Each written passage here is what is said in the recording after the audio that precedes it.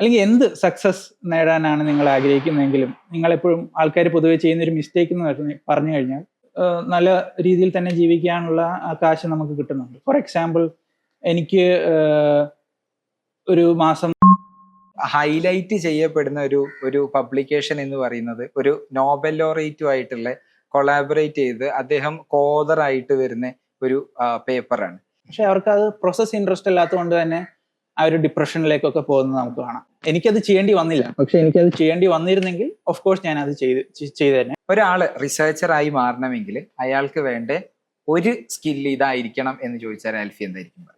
If you really want to succeed in academy, നിങ്ങൾ ഒരു professor ആകാൻ അല്ലെങ്കിൽ എന്തെങ്കിലും തലത്തിലുള്ള അക്കാഡമിക് ജോബ് നിങ്ങൾക്ക് ആഗ്രഹം ഉണ്ടെങ്കിൽ നമ്മളെ US വിളിക്കുക നോൺ റെസിഡന്റ് ഏലിയൻസ് എന്നാണ്. പ്രിൻസ്റ്റൺ വളരെ ബ്യൂട്ടിഫുൾ ക്യാമ്പസ് ആണെന്നാണ് പൊതുവെ ആൾക്കാർ പറയുക. പക്ഷെ ഐസർ അതിനേക്കാളും ബ്യൂട്ടിഫുൾ ആണെന്നാണ്